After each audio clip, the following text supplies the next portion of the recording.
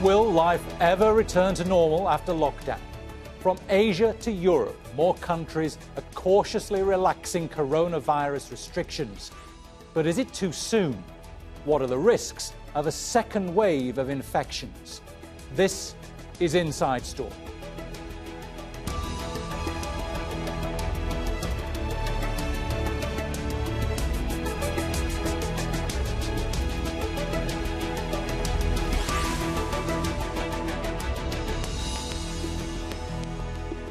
Hello, welcome to the programme. I'm Bernard Smith. It's now more than 4 months since the coronavirus started spreading from Wuhan in China, and it's not stopped. But some countries are beginning to see a decline in new infections. So, governments are slowly easing lockdown restrictions. Small shops and restaurants are reopening in a dozen countries across Asia, Europe and Africa. Some school children are returning to class. A few more domestic flights are taking off and train services are increasing frequency. But with all that come instructions to wear masks and keep social distancing. Our correspondents Florence Louis in Malaysia and first Scott Heidler in Thailand tell us how it'll work where they are. It's a slow and steady process, according to the government. It's going to be every 2 weeks where they reevaluate how things are going, and then they'll decide if they'll move forward in lifting some of these restrictions. Right now, some more shops are allowed to open up. Restaurants are allowed to have people dine in, but there'll be the social distancing, very strict social distancing measurements within those restaurants. Now, we've always had an encouraged work from home directive from the government here, never really fully enforced. That remains in place. Also, when you look at the public transportation here in Bangkok, very critical for this very, very crowded city, all people riding on public transportation still have to wear a mask. Most businesses are now allowed to reopen, including retailers like this one and shopping malls. But they're going to have to implement certain safety measures, including temperature screening and making sure there's enough space within their premises for people to maintain or practice physical distancing. Now, employers, however, have been advised to allow people to work from home as far as possible. Schools and colleges remain closed. Malaysia hasn't reopened its borders, and interstate travel is still not allowed. Malaysian health officials say the country has managed to flatten the curve, and there's very much a sense that what the government is trying to do is strike a balance between protecting lives and preserving jobs. Some other countries are gradually lifting their lockdowns too. In Italy, manufacturing, construction and some wholesale companies are back in business.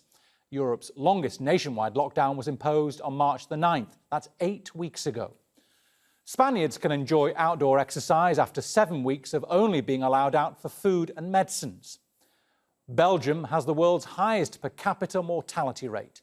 Shops there are reopening after 32 days of lockdown. In Greece, small stores and hair salons are reopening after 6 weeks. And Africa's largest economy is taking its first steps in a 6-week plan to reopen for business. Nigerians are allowed to travel to work and exercise outdoors for the first time in 5 weeks. But some people are wary of the relaxed rules. I think it's still a bit unsafe. The virus is invisible. I'm just out here to get a bit of banking done, and then I'm going to head home as soon as possible. I'm scared of contracting the virus, but if the fear makes you lose your job, then it's not good. I have to differentiate fear from making a living, which is what keeps you alive. We hope that the situation will end soon, but I don't think it will be that easy. Let's introduce our panel. In Hong Kong, we've got John Nicholls. He's a clinical professor in pathology at the University of Hong Kong. In London, Donna Dawson, a psychologist specialising in personality and behaviour. And in the Italian city of Florence, David Alexander, a professor of risk and disaster reduction at University College London. Welcome to you all. David, in Florence, I'll start with you. Many people, especially in Europe, are tired of this lockdown, but is it too early to ease off? Well, yes and no. It's too early to do a complete removal of a lockdown, but it can, I think, be relaxed slowly and in stages with care, providing that there is testing, monitoring, tracing, and above all, a great deal of care about how the process goes forward and what its effects are. For example, in major Italian cities, commuting has begun again today, and we wait with interest to see whether this, in fact, will bring people too close to each other, because there are problems with distancing, physical distancing on public transport, and they will have to be dealt with. And they may well go with problems of too much traffic if people resort to cars instead of getting the train or the bus. John, in Hong Kong, there you didn't have quite the ruthless lockdown that they had in some other parts of Europe. Has it worked there? Are the Europeans and the Americans and the Africans going to have to do a bit of what Hong Kong has done?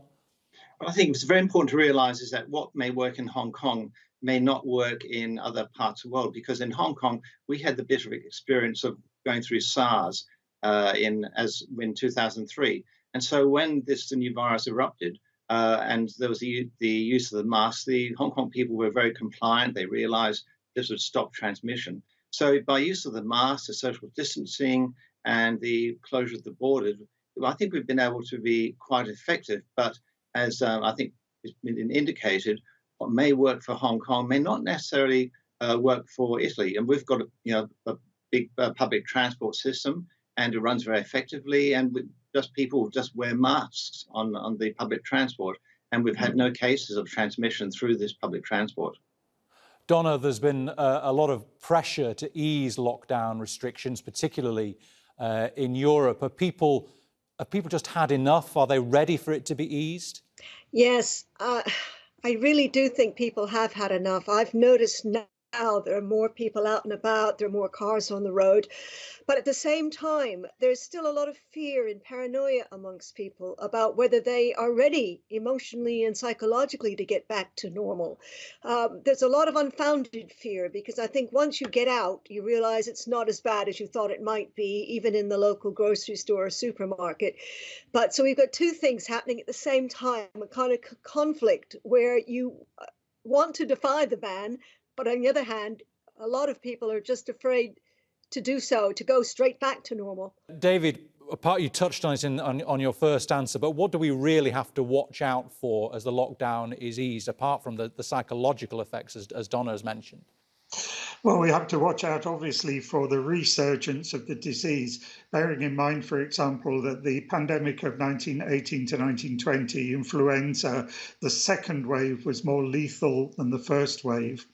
So it could be that at a certain point we have to go back into lockdown. However, at present, I think it's reasonable in many countries to start the process gradually of easing restrictions. For example, whereas before you could go into shops to buy essential food and medicine, perhaps we can now go into shops to buy things that are not so essential, because in fact the risks can be managed and they're not so great. Social distancing is possible. It is also in offices. It is theoretically possible on public transport as well. So I don't think that necessarily relaxing the restrictions means that we're putting ourselves at extreme risk. John, that is the great fear, isn't it? A second wave. Hong Kong had a bit of an increase as more people came back to Hong Kong. Is what they're doing there enough to stop the second wave, do you think? I think so. So, we have the ability on one major route of entry, which is through the airport. And so basically what happens is that all arrivals were screened at the airport, and that if they were found positive, they went straight to hospital. Otherwise, they had the home quarantine with the monitoring by the bracelets for 14 days. So, it has worked, with only the very, very few numbers of cases. We've had about 5 or 6 days of no cases. And the only ones which have been repatriation flights. And these have been picked up at the airport on the screening, and they've gone straight to hospital. So there's been very, very little chance of moving into the community. But I think what Donna talked on is quite important, is that I think in Hong Kong we realise is that there'll be a new normal, is that we can't really go back to expecting what life was like, at least for the rest of this year, to what it was like in 2019. And I think probably the Hong Kong people realise that. Donna, the scientists and governments are worried about a second wave. Are we worried enough about a second wave, ordinary people, or do we just want to get out there and get back onto our normal lives? Yes, this is interesting. I don't know whether people fully appreciate a second wave. I think people that haven't been affected by it and have been self-isolating or don't know anybody who's had it, the reality of it hasn't really hit home. And I think the feeling is, well, we only did the initial lockdown to keep the NHS from crashing. It proved that the NHS is okay, that they never reached full capacity. Therefore, if a second wave happens, well, it'll be okay because the NHS can cope. It's almost like the thinking is there'll be a few more cases.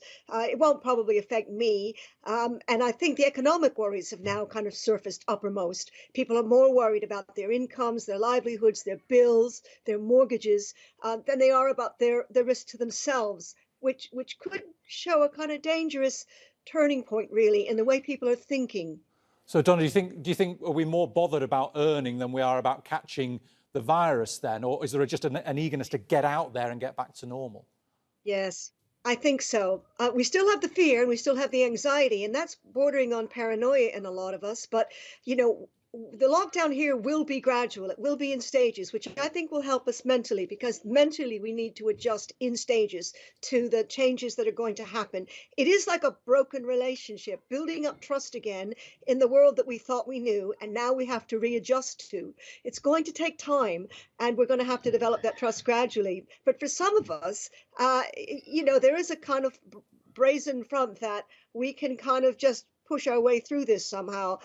So for those that feel like that may be the number of people that bring the whole thing down. So it is a very delicate balancing act between the economy and our own health, as everyone knows.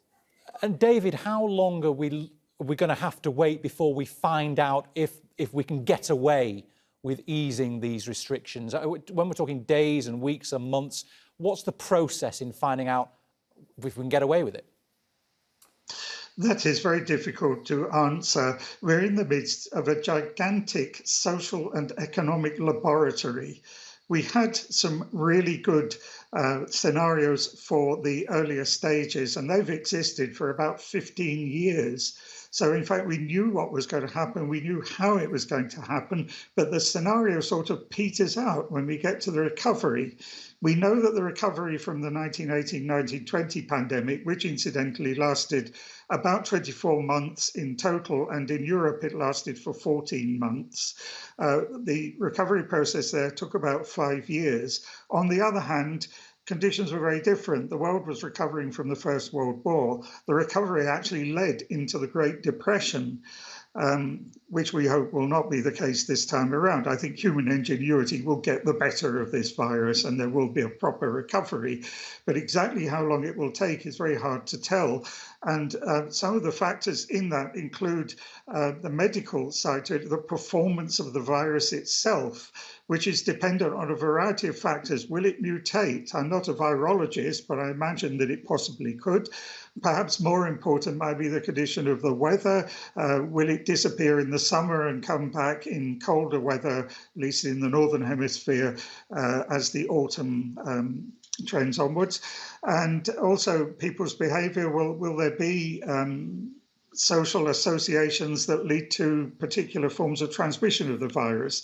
I don't think that we can shut down international travel for very long, because quite a bit of the economy does depend on that. And we'll have to be rather careful about how we treat people at ports and airports and how we ensure that we're not passing the virus again from country to country. We've already seen that with migrant workers in Singapore, for example. And what we have to be very particular about is trying to protect those groups of people where the virus could in fact transmit more easily, migrant workers being a case in point. We need them to harvest crops and in the construction industry and so on, but very often they live in straitened circumstances which are very conducive to the transmission of the virus. John, what indicators would you be looking at to see if we are getting away with easing these lockdown restrictions? Well, I think what has been mentioned before is very important, but in Hong Kong, it's basically been dividing up the imported cases versus the local cases. And so the imported cases are easy to manage with the isolation at the airport. We had no local cases for 13 days, and most people say that two life cycles of the virus, so 28 days, should be sufficient. But even right now, to make sort of people a little bit more happier, we've eased up. We didn't close down the restaurants. There was just basically had to have 1.5 meters apart. But probably next week we're going to be easing some restrictions. Some people talk about allowing more visits to cinemas and things like that. But but as everybody's mentioned, it's just a gradual process. Realizing that we may see a few cases, but it won't be as bad as the first wave. John, out of interest, how difficult is it to balance what the scientists want in terms of trying to wipe out the coronavirus and what society needs in terms of function and our well-being and our economy? How difficult is that balance to strike? Yeah, that's an extremely important point. So the government's had scientists on its advisory panel, but also, it does take into account what the businesses have to say. But I think what, for instance, happened in Germany is that we have a leader who is who herself is a scientist, and basically who is willing to accept the scientific facts. I think that gives the population, most populations right now are looking for far more for science rather than politics. And there are certainly cases within regions of the US where the science is far more conducive to what should be happening rather than the politics. But as you mentioned, it's a very tricky situation about how to balance that out. Donna, from what John says there, how much are people relying on their politicians versus the scientists? Who are we looking to for reliance, reassurance?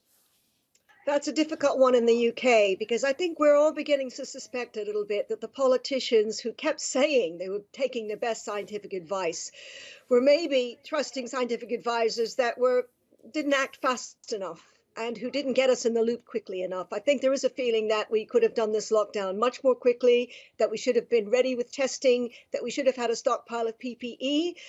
So it's great for the politicians to blame the scientists and say, well, we made all our decisions based on what they told us. But now people are looking at the scientists and going, well, maybe your advice wasn't so good. So unfortunately, they've entwined themselves together over here. And I think they're like a unit that most people are starting to get a bit suspicious and fed up with. And Donna, as people ease into some loosening of lockdown restrictions, what are the risks of complacency? Are we likely to remain alert, or do we slip into old habits? Yeah. Well, no, I think most of us are feeling some degree of fear, anxiety, trepidation, paranoia, whatever you want to call that.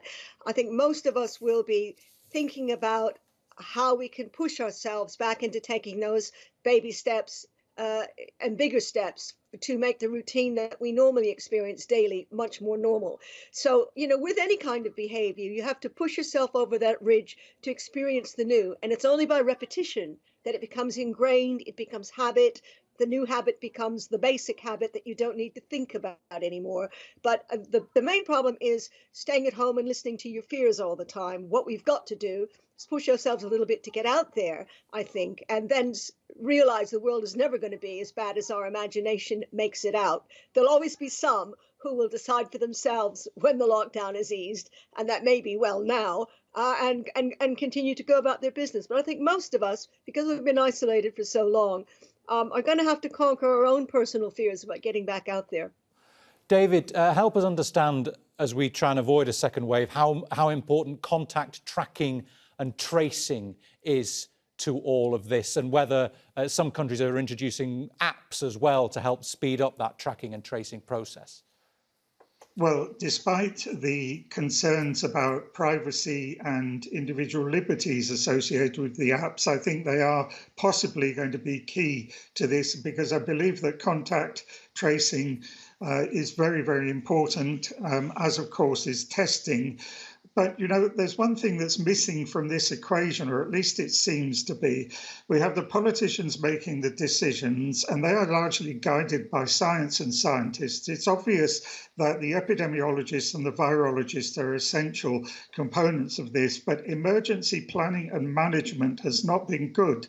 What we actually need among the advisors are emergency planning and management experts who have been conspicuous by their absence. And the result of this is we've seen some gargantuan failures of emergency management. And my fear is that we'll see more of them.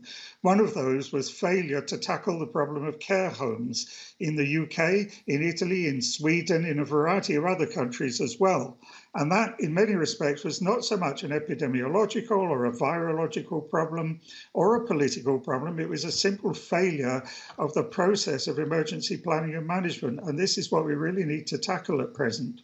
John, how important has the contact tracking and tracing been in Hong Kong to keeping infections low? You haven't got an app there, I know, but there has been ruthless tracking and tracing, I think.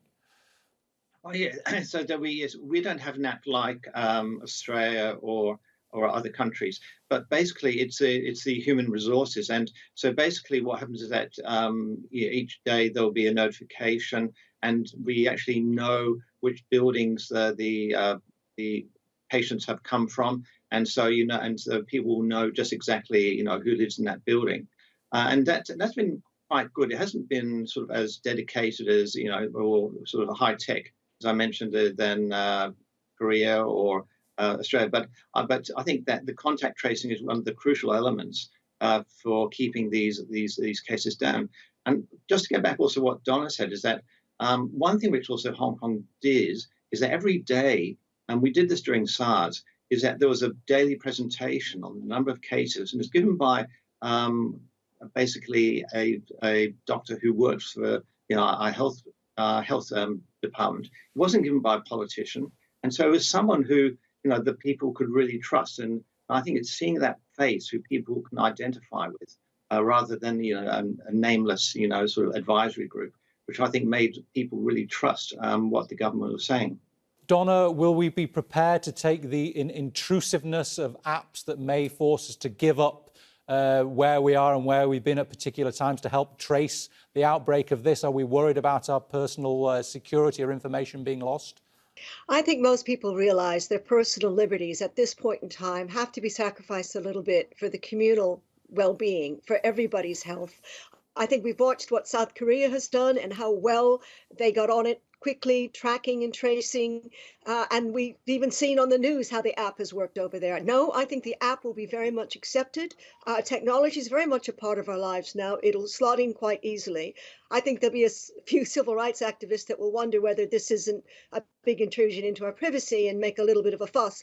But I wonder whether, we can actually make any progress without the app. At some point in the future, it may have to disappear. But right now, I think we need this. We're not going to be able to make any progress without it. And I certainly agree with the link. There needing to be a link between politicians and scientists, some kind of management link that we've certainly been lacking in this country to organize things. I think what happened when we had the SARS epidemic, we over-prepared at that point, and I think the UK never wanted to do that again, and so therefore they weren't prepared for this, even though they knew it was inevitably coming. So no, I think the app will be a welcome addition to our lives, and I think we'll quickly get used to it. David, we're taking baby steps in reducing restrictions, but what about the places that bring us together, the bars, the restaurants, the cafes, the stadiums? When can we start using those again as we used to? Well, I should imagine the sensible approach might be, for example, to play sports matches without an audience and transmit them by television and other means. Here in Italy, we have bars able to provide things like breakfasts and so on, coffees and cakes and so on, to customers outside or by sending them to customers' homes. We have restaurants that act as takeaway places and are open for that. What we don't yet have are restaurants that are fully open. So again, this is a gradual process. And one reason why it's a gradual process is to be able to monitor how it works. does it lead to some kind of resurgence? So in this sense, epidemiological monitoring is absolutely crucial to see how the changes actually affect the progress of the disease. If they have virtually no effect, then we're all right. We can continue with this progress of gradually reopening things. However, if we find that certain measures are not working in controlling the disease, then we'll just have to go backwards, I'm afraid. Well, fingers crossed we can keep moving forwards, but for the time being, thanks to all of our guests, to John Nicholls, to Donna Dawson and to David Alexander, and thank you too for watching. You can see the programme again anytime by visiting our website, aljazeera.com. And for further debate, go to our Facebook page. That's facebook.com/AJ Inside Story. You can also join the conversation on Twitter. We are at AJ Inside Story, and I am at Jazeera Bernard. From me, Bernard Smith, and the whole team here in Doha, bye for now.